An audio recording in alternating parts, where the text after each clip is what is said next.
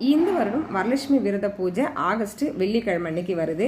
அன்னைய தினத்தில் விஷ்ணு பகவானுக்கு உகந்த திதியான ஏகாதசியும் துவாதசியும் வரதுனால மிகவும் சக்தி வாய்ந்த சிறப்பு வாய்ந்த ஒரு பூஜைன்னு சொல்லலாம்.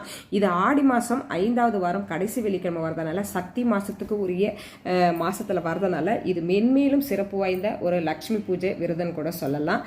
இந்த பூஜை வெள்ளிக்கிழமை அன்னைக்கு படம் வச்சு செய்யணும்னு நினைக்கிறவங்க அன்னைக்கு ஒரு நாள் மட்டுமே நீங்கள் விரதம் இருந்து இந்த பூஜையை செய்யலாம். கலசம் வச்சு நான் வர வருஷத்தெல்லாம் நான் கலசம் வச்சு செய்யணும்னு நினைக்கிறவங்க வியாழக்கிழமை கலசம் வச்சு அம்மனை அழைச்சி சனிக்கிழமை வரைக்கும் இந்த பூஜை செய்யணும்.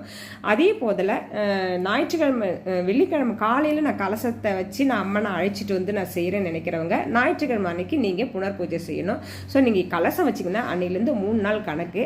அது மாதிரி நீங்கள் பார்த்துக்கங்க. கலசம் எப்படி வைக்கணும், எப்படியெல்லாம் பூஜை பண்ணணும்னு சொல்லி நிறைய வீடியோஸ் எல்லாம் வந்திருக்குது. நானுமே போட்டிருக்கேன், செக் பண்ணி பாருங்கள்.